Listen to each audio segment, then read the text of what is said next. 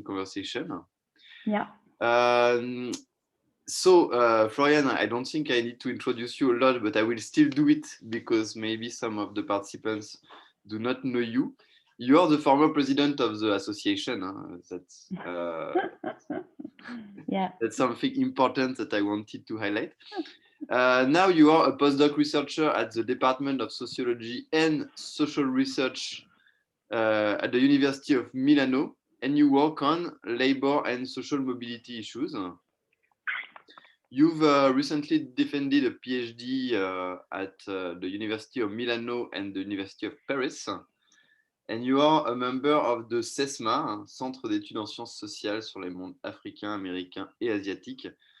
A Center for the Social Studies of the Global South. We could maybe encapsulate it like that a little, but maybe it's not exactly true.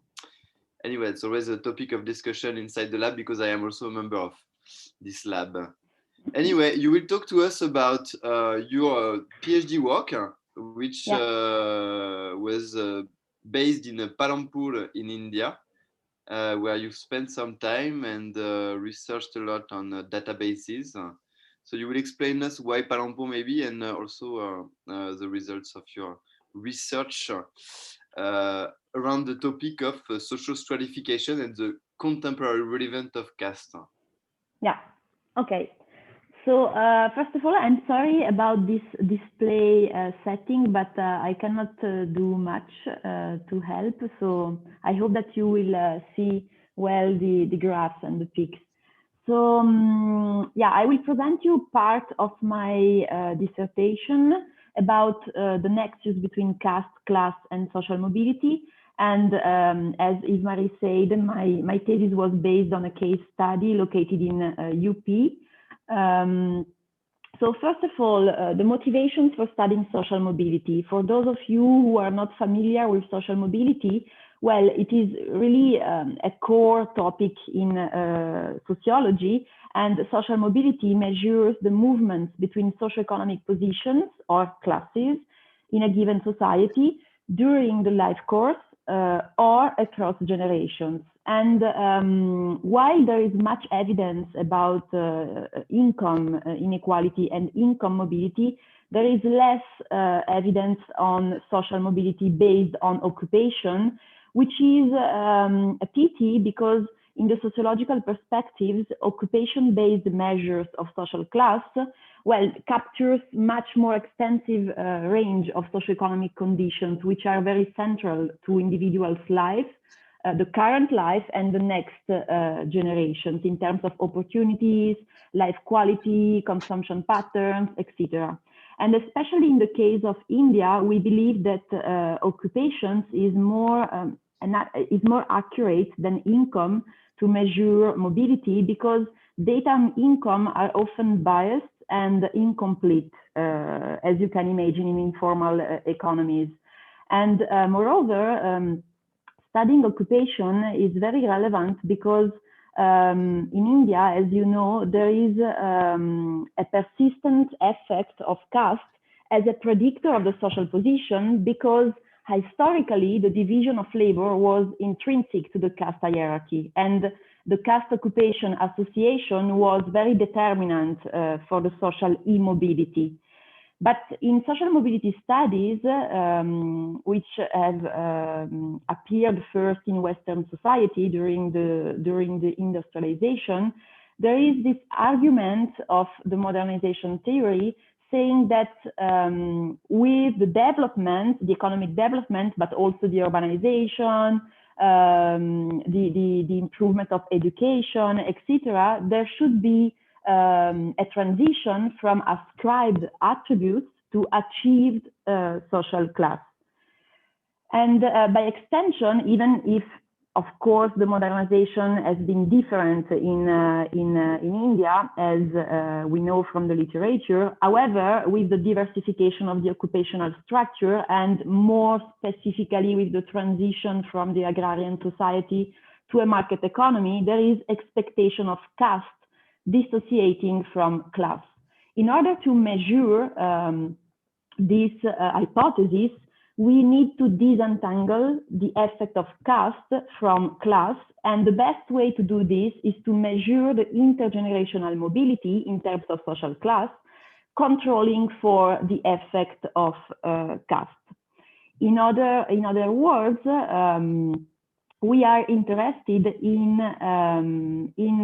measuring the influence of the class of origin on the class of destination, so the class of the sons, and the effect of the caste on the class of destination. And we hypothesize that these two relations are weakened over time compared to the effect that caste had on the class of origin of previous generations.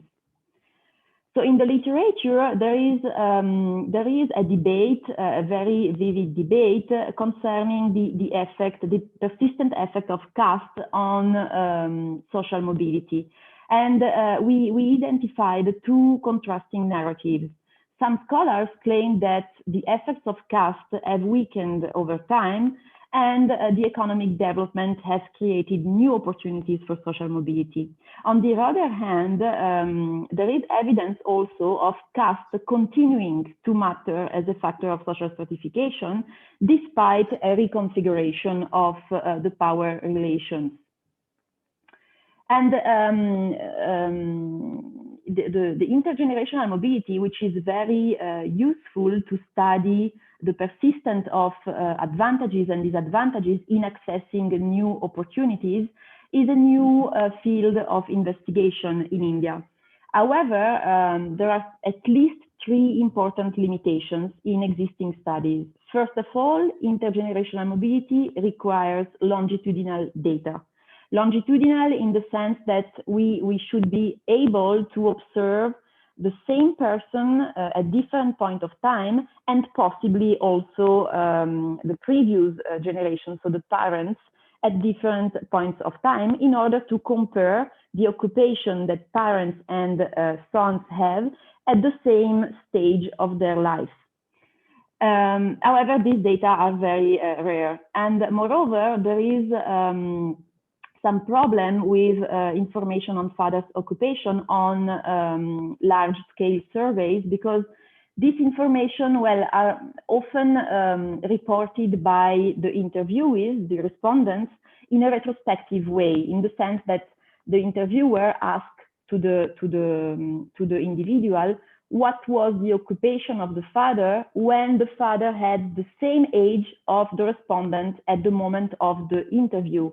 So as you can imagine, in a context like India, where informality is very widespread, well, it is very much difficult that the individual remember exactly what occupation had the father at a precise point of time. And last but not least, in order to disentangle the effect of the caste and the class of origin on the class of destination, we need to disaggregate the administrative categories of caste into the JATI, which are the proper endogamous group acquired by birth. But this is almost impossible using survey data. Fortunately, in Palanpur, which is a village located in Uttar Pradesh, we have a lot of information, very detailed, on occupation and caste at the JATI level from 1958 to 2015, which is a very interesting period of time because it has been characterized by very deep transformations from the land reforms, green revolution, economic liberalization. And in Palanpur, well, there are 9 JATI, but in this presentation, I will only focus on 4 of them, which are the Thakur, which corresponds to the forward caste in terms of administrative classification. Thakur were historically the dominant JATI in the village. They were warriors, rulers, landlords. Then we have Moria, which corresponds to OBC category, and they were traditionally self-cultivators. Then Teli, which is the largest Muslim caste in Palanpur, they were traditionally oil pressers, but also tenants and agricultural laborers. And finally, JATI, who were considered as untouchable, and they have been the most deprived caste in the village. If we look at the location of the households in Palanpur, I hope that you, oh, sorry, I hope that you can see the map quite well. So you can see in the light blue crosses on the upper side, these are the JATAVs. All the JATAVs households, they live close to the bonds. This is in 2018. I did this map by geolocalizing all the households in Palanpur. They were all located close to the ponds, which is considered a very insalubrious area. So you can already imagine that, well, they are still very much segregated in the space. Now, very briefly, a few words about the context, what has happened during the survey period in Palanpur. Well, the population has been dramatically increasing from approximately 600 individuals to 1,600 individuals in 2015. And at the same time, the cultivable land available per household, of course, has been decreasing, especially due to the demographic pressure. So because of land fragmentation, of course, now the land holding on average is much smaller compared to the 50s, in the 50s. As a result, cultivation and livestock has increasingly shifted from primary to secondary occupation, and individuals are moving to non-farm occupations, mainly in the construction sectors, which is located in small and medium towns around the village. And casual manual work has become really the most widespread kind of occupations, substituting marginal farming. So within this context, we ask whether the society has become more fluid in the sense that better opportunities opened up to the individuals and in Palanpur, and how much the social class of origin continue to influence the access to these opportunities. Then we look at the influence of caste, JATI, on the social mobility, so on the opportunities to access better social positions. We ask whether the association between occupation and JATI is reproduced in the changing structure of opportunities, and finally, whether certain JATI are less likely to be upwardly mobile than others. In order to answer these questions, we integrate different kind of data and different methodologies. So we integrate the survey's data that we have fully harmonized in a panel with genealogical information that we collected in a survey among 130 households to fill the missing information concerning intergenerational links across 3 generations. And then we carried 102 semi-structured interviews while we were in Palanpur doing field work, and also among migrants from Palanpur in Himachal Pradesh and Haryana. So, well, the mixed method approach was very useful in order to define class, which is the most important thing to do when you want to analyze social mobility.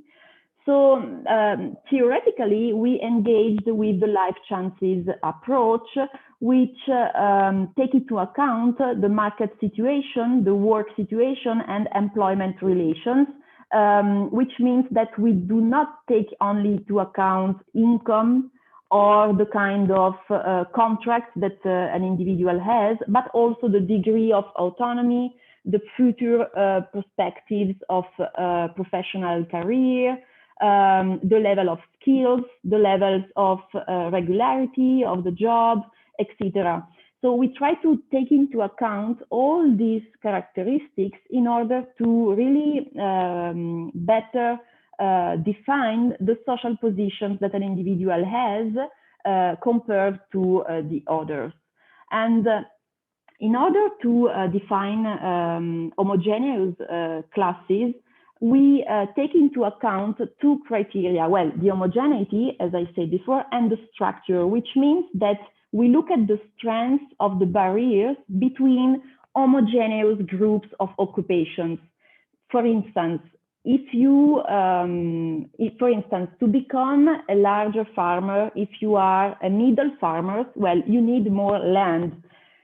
The land differential, it's a barrier that is concrete. So it creates a structure between these two classes. Or, for instance, the skills level. If you are an unskilled laborer, well, you cannot become a skilled self-employed so easily because you need to acquire better skills. And in order to define class boundaries, we triangulate survey data on occupations with interviews and observation at the workplace with intermediaries, laborers, but also we interviewed people in the village concerning the prestige associated to an occupation and the tasks performed, etc. So what we obtained here is, on the one hand, a vernacular classification of the occupations based on systematic terms of comparison that people use to characterize and distinguish occupations. So we obtained 4 systematic terms of distinction, of comparison. The first one concerns really the distinction between wage regular job and manual irregular jobs, generally got at the labor mandi. So people really distinguish nokri from majdur because although most of the contracts are informal in both cases, but still there are differences in terms of regularity of a job. Another term of comparison is pakakam versus majdur, once again, which really emphasize on this idea that a pakakam is really a certain, a definitive work. Someone that got a tika, it's a deal. So it is an agreement that even if it is not written or formal, it is more certain that a casual daily job got at the labor mandi on the daily basis. Then another interesting term of comparisons that is often used by the people in Palanpur is the distinction between literally work involving brain, dimag kakam, which is cognitive non-manual jobs, and menat kam, which is hard physical work. And finally, also people used to distinguish jobs considered as dirty based on a residual idea of purity associated to some kind of jobs. They distinguish dirty jobs from clean jobs, more respectuous jobs. Then I will go a bit more quickly on this, but as you can see, using the information from survey data and my interviews, I tried to really compare by sectors, for instance, marble polishing, brick making, palidari, who are porters. I really try to distinguish the positions, in this case from self-employed and casual manual workers, according to different criteria like the wage, the payment system, the risk level, the skills requirements, the internal organization, the regularity, etc. And what I obtained at the end is a 7-class scheme which has a certain degree of correspondence with the EGP class scheme, which is very standard in social mobility studies, and which is also sociologically relevant for the local context. So this class scheme is not strictly hierarchical. However, because we need to measure movements, vertical movements like downward mobility, upward mobility, we need to rank these classes. So we use a collapsed version of this class scheme in three classes. So large farmers and high salariates are considered as high class, middle farmers, low salariate and self-employed as middle classes, and then agricultural laborers and manual workers as low class. Now, the analytical strategy, well, we measure the intergenerational absolute mobility over time, which is the total movements between the classes of origin and the classes of destination. Then we measure the intergenerational relative mobility over time, which is really the relative chances of being in a class of destination rather than being in another, according to the class of origin, but net of the structural changes, in the sense that, of course, with the agrarian crisis, farming is decreasing while non-farm occupation are increasing in terms of opportunities. But what we are interested in here is to understand how the class of origin do influence the access to different kind of opportunities. So then we look at the factors and processes mediating the influence of origins and the JATI class association over time. Well, we use different kind of tools, really standard in the social mobility studies, that we try to apply to the local context, but I will comment on while showing the results. Well, we look at the adult working males population because we do not have information on female workers females, but also because intergenerational mobility would have not been possible to be observed in a village, since most of the women, married women, come from outside, so we do not have information on their parents.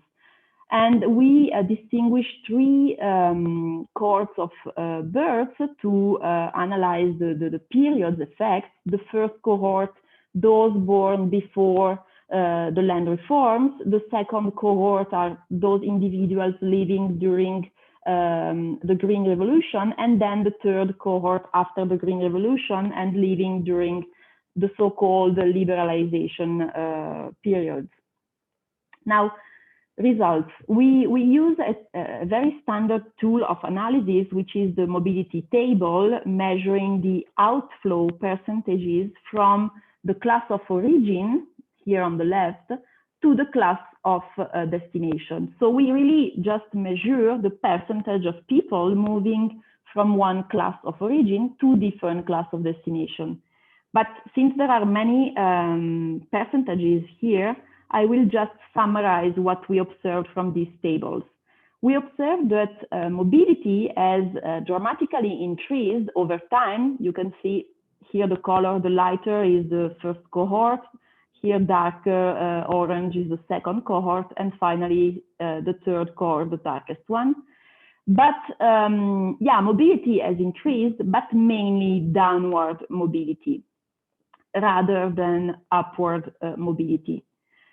So, but this does not tell us much about the influence of the social origin on the social destination, because, of course, as everywhere in rural India, we observe a contraction of the top class here in orange, which was large farmers prevalently in the 50s, the 60s, and the 70s, and high salariat, which is the comparable high class, has not expanded much. So this, of course, has an effect on the downward mobility that we observed. And moreover, here we only look at the people who are residents in the village, so we do not take into account the migrants, which could be migrating especially because they find better jobs. However, we know that in Palanpur, as elsewhere, migration in itself and not commuting and not seasonal migration, but migration, permanent migration, really is, it only concerns a very marginal share of the population. Okay, I think that I might skip this because maybe time is almost over. But what we did, just because it's interesting to understand how I adapted standard tools of analysis to these specific cases, what I did in order to understand if downward mobility was mainly driven by the structural changes or by the effect of the social origin on the social destination, I tested different hypotheses using models. And what I obtained, well, the three first models, which test the perfect mobility, which means that there is no effect of the social origin on the destination all over the cohorts. Of course, I had to reject it. It doesn't explain the reality. As well as the conditional independence, that means that the changes are only due to the period effects. So the changes in the occupational structure, I had to reject these too. And finally, the other hypothesis that all the changes are only due to the strength of association that changes over time. I also had to reject this.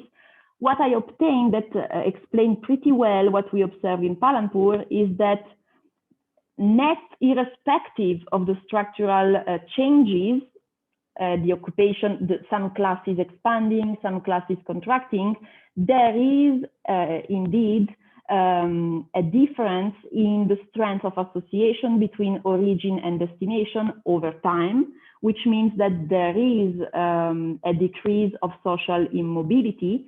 But the hypothesis 5 that explains even better what we observed tells us that these changes do not apply to all the classes. And in order to differentiate the patterns of social mobility, here we look at the generalized odds ratio, which are a synthetic measure used in social mobility studies to measure the probability of an individual having a specific social class origin to be in each of these class destinations compared to the probabilities of the others. So it is really a measure of the strength of the influence that origin has on destination, irrespective of the changes in the structural occupation, in the occupational structure. And here the lighter bubble corresponds to the cohort 1, the orange bubble corresponds to the cohort 2, and the darkest one corresponds to the cohort 3. The first thing that you can observe is that something has changed over time, because you can see that bubble increases and decreases across the 3 cohorts. However, we observe here that the top class have maintained a certain advantage to remain among top classes. Of course, large farmers, they had a higher probability to remain in large farmers class in the first cohort, but in the second and the third cohort, they still have an advantage to be in high salaried class. So they move from farm to non-farm, but still at the highest level of the social class scheme. Similarly, for high salariat, well, they still have an advantage to remain in large farmers class and high salariat class. While I will only comment the most important results, you can see a similar phenomena among the lowest classes, so agricultural laborers and manual workers. They have a disadvantage because they have higher probability than others to remain in one of these 2 classes. So their chances of upward mobility toward other classes, as you can see, the bubble are much smaller, are very smaller compared to others. I don't know if I have time to comment a bit about JATI, because what is interesting here is that what I have shown you until now, it is just the analysis of the class of origin on the class of destination. But behind this, relation, of course, there are other factors like education, the size of the household, the sex, the ages, many factors that we have taken in account. And among these factors, JATI matters a lot, of course, since historically JATI was a determinant predictor of the occupation. In the interviews, what came out very clearly is that the occupational preferences of dominant JATI are still influenced by ritual norms to protect their status from negative stigma. And the ritual status is reproduced in the distinction between salaried employment, which is considered prestigious, and casual manual work, which is considered denigrating. And this despite the fact that sometimes casual manual work can be more rewarding in economic terms, can be more rewarding than salaried employment. In fact, we observed an opposition between ritual status and economic status at the cost of pauperization. I'm running out of time, so I cannot comment these quotes, but many individuals also belonging from upper caste insisted a lot on the fact that because Takus have to protect their honor and they cannot go to work in brick-kilns, which is a very denigrated work that only Jatavs can do, they earn less sometimes.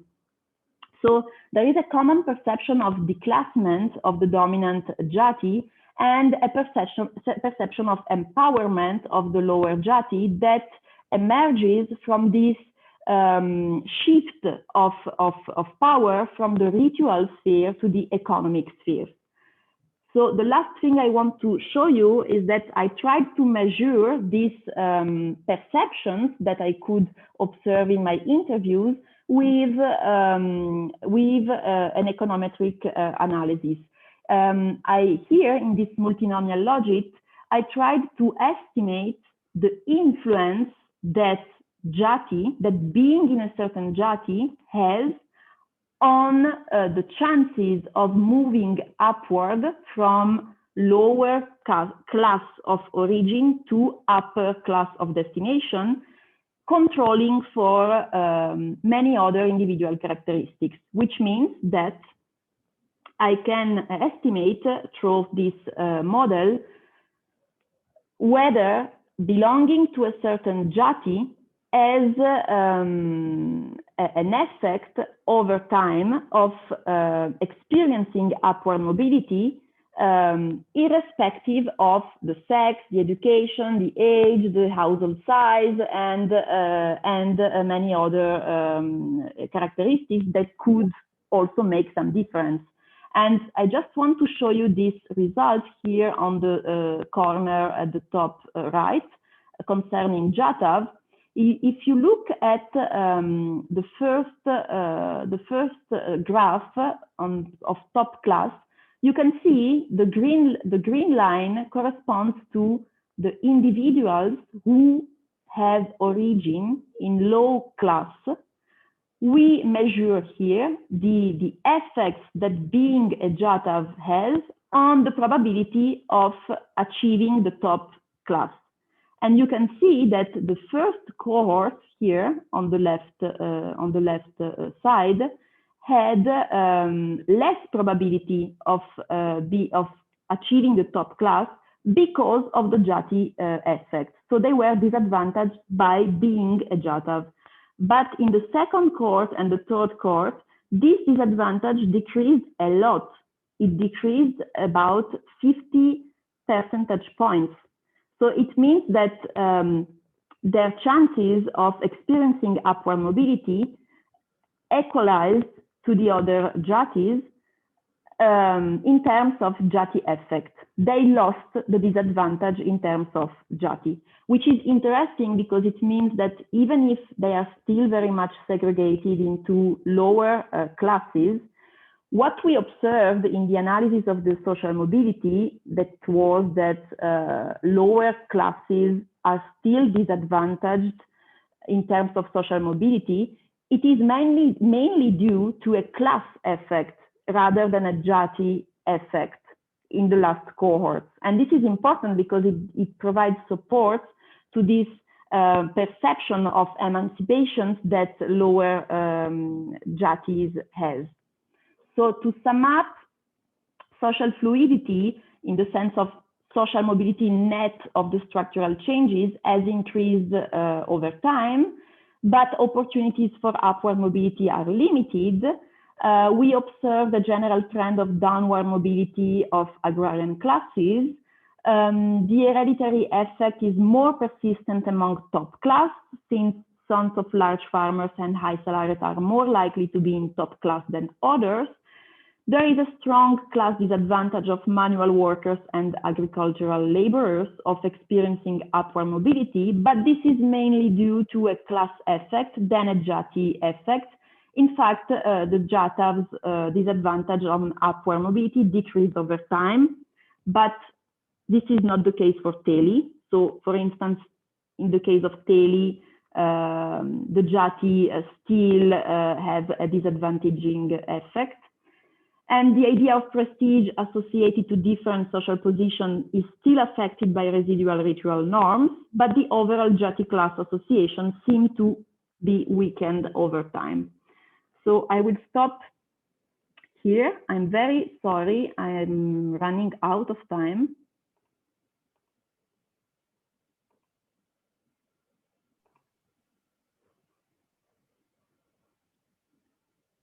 Okay, I cannot hear you. You cannot hear me now? Okay, now yes. Okay. Thank you so much, Floriane, for this. It was very fascinating. I never had the chance to listen to your research, to your results from your PhD, and I was really impressed by that. That was honestly, I think that's really works that you can base yourself upon when you talk about caste and class and upward mobility. So thank you so much. It's too bad there are not more people listening to you, but I will put that on YouTube, and I think that will be interesting for a lot of scholars working on India. So maybe before I have some questions, of course. Yeah. But I think I should leave the floor to the other people in the audience. Arnaud has left us, but we are a few of us left. So if you have questions, maybe Floriane can take them. Yeah.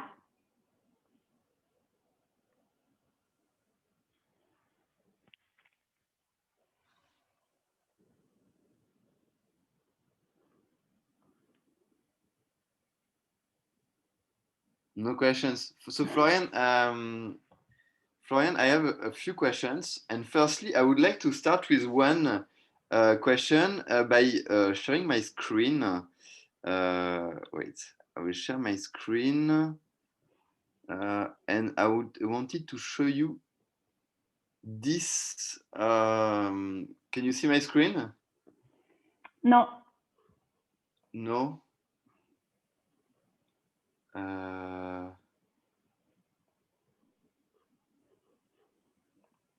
Now? No, you can't see it. Now, yes. Yes. So yeah. So can you see this this schema? It's from Philippe Cadence Atlas. So I don't know if you heard about it. He wrote an atlas in 2008 on India, and he made this drawing.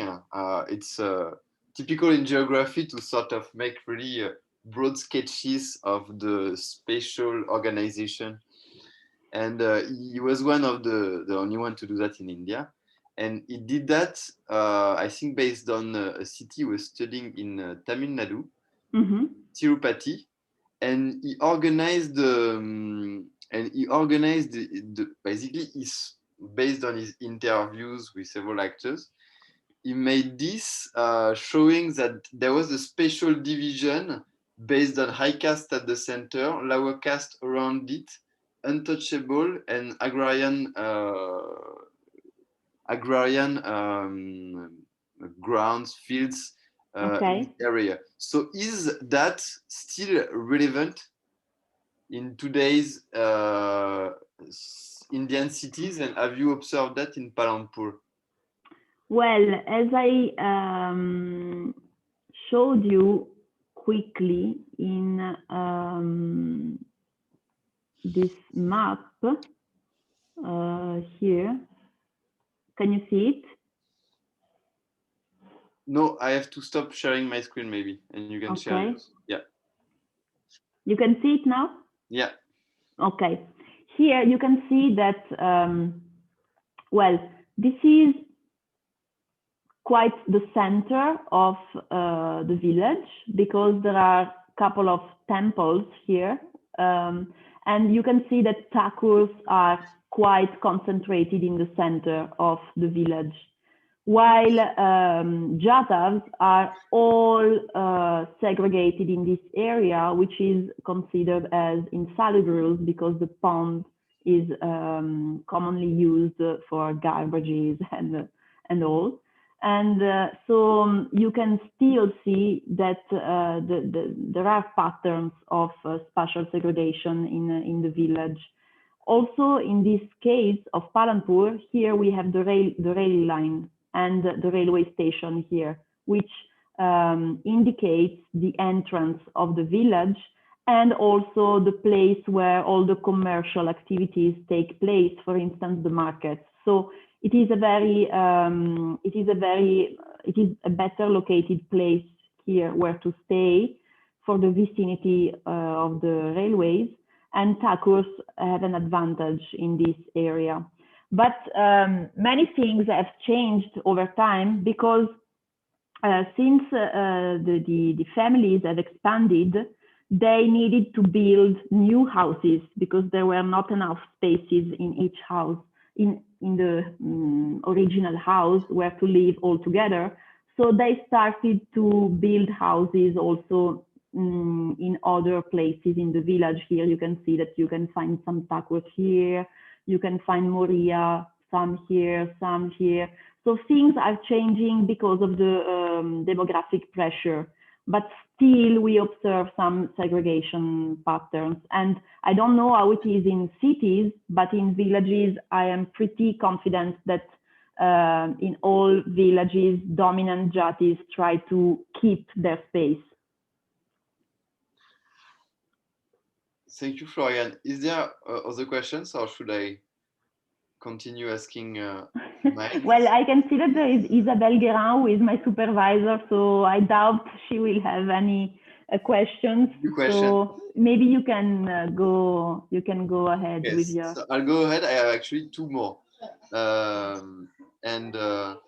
This is Mahajan from Hiroshima. Can I have a question, please? Yeah.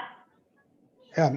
Thank you very much for the nice presentation. I was wondering your conclusion that you said the social mobility is basically, different among the jatis, and jati seems to be, according to your multinomial analysis, that jati seems to be more what affecting variable or factor, right?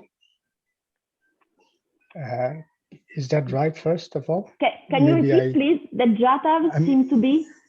Not the jatabs, the jati. Jati is the factor that in your multinomial regression analysis, jati matters in the social mobility, right? Yes. And the higher castes have more advantage than the lower caste or agrarian laborers, right? Yes, yes. So since you did multinomial analysis, maybe there is some significant level that gives an evidence to your analysis. Do you have such like significance level or something like that? Yes. So first of all, I do not look much at statistical significance, because I am observing the whole population. I only have I have less than 15% missing. So it is like working on the whole universe. So statistical significance, it does not make much sense. You know, it is more about advanced descriptives here, controlling for a set of characteristics. But having said that, these results concerning the JATAVs, the JATI effect on JATAVs, it is also statistically significant. So this means that it is a quite strong effect that we observed here, because it is also it also controls for measurement errors or missings that could change the picture, you know. So yeah, we have some strong results here that are also statistically significant, but I would not look too much at statistical significance. I mean, having said that, I was wondering, like other factors, you also mentioned about education or participant in political parties. No, well, other social interactions, also network. Does that matter? Did you consider those factors as well? Yeah, of course. So education, it has not much improved in Palanpur and in rural areas at large. However, in my model, I found that having a high level of education increases the chances of achieving high salaried position. So education has an effect on the chances, the probability of being high salaried, irrespective of the social origin. So it has an effect. But I found more interesting results in my interviews concerning education, which I couldn't present here because I had no time. And also on networks, I found also some effects of networks on the access to opportunities.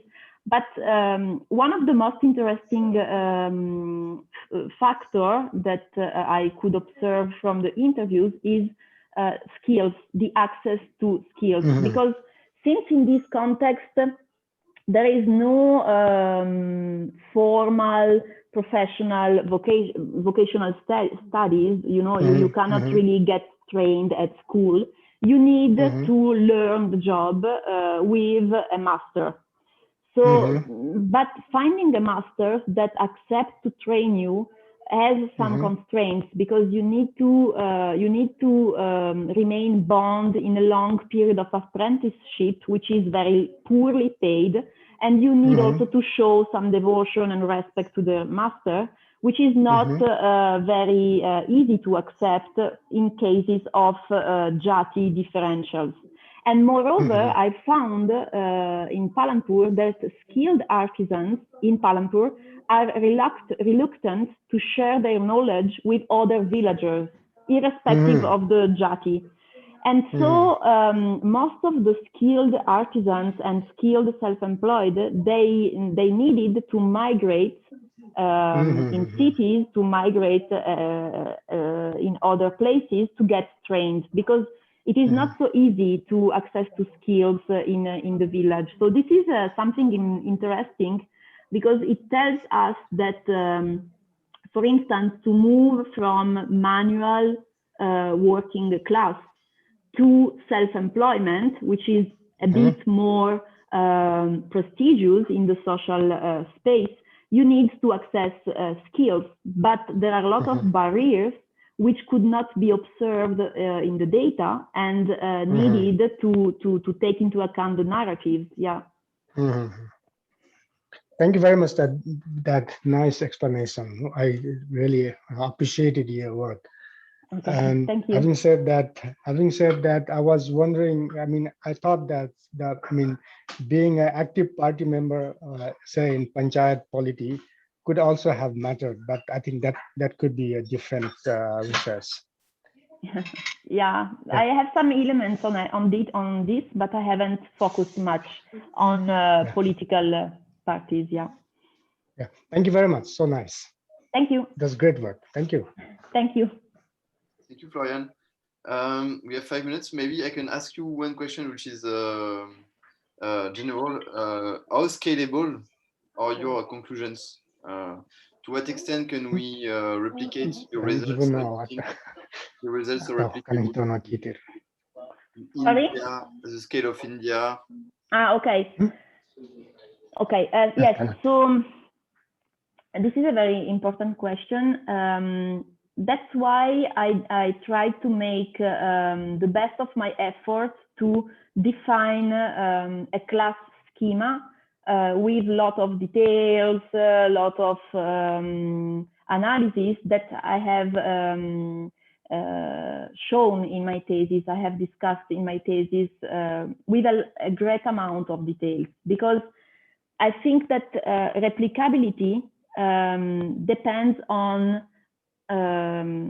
how you define your class schema. And in this specific case of Palanpur, I had two problems.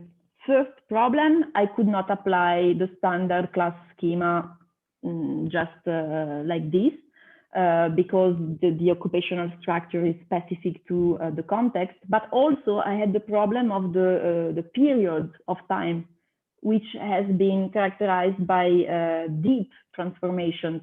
So you can imagine that being a large farmer in the 50s means to be at the top of the class hierarchy, while being a professional in 2010 means to be at the top of the class. So I had to combine this transition from the agrarian society to the market economy with the standard scheme of social mobility analysis. And I think that if class, using the same class scheme, yes, it could be replicable in other villages. But I am not sure about the extent of my results, in the sense that in other villages you could observe different patterns of social mobility, because, for instance, the JATI hierarchy changes a lot from a village to another. For instance, here there is no Brahmins. Okay, Thakurs are the dominant JATI, but in other villages you have Brahmins, and maybe maybe you could have observed a different effects. Yeah.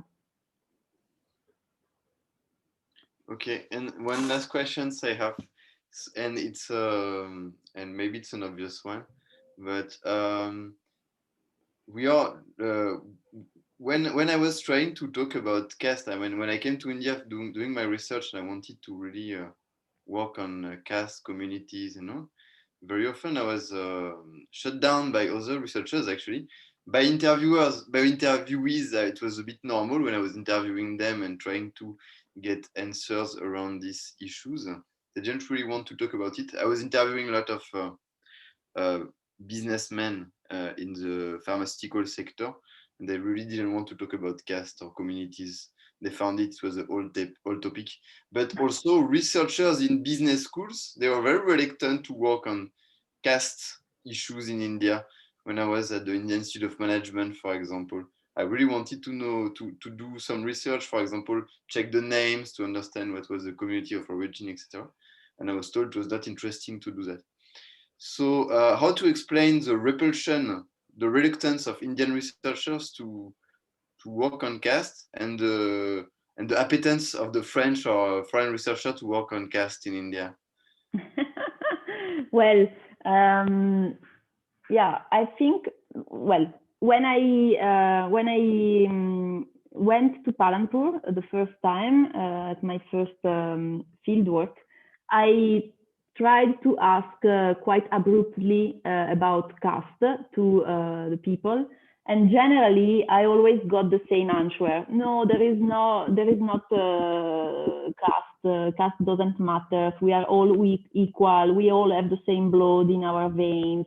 There is no such thing as caste discrimination and all. But then when I stayed there a bit more and I tried to go deeper in the understanding of the reasoning of these people, I realized that caste matters a lot in the way people perceive themselves and compare themselves to the others. It always comes out, these caste things, like it always comes out, maybe never explicitly. People do not talk about JATI. They would say choti people, the small people, bari people, the big people, but they always refer to caste. For instance, they say, we are not like them, and them, they are systematically Dalits, while we are the dominant Jati. So I realized that is really much present in the day life of the villagers.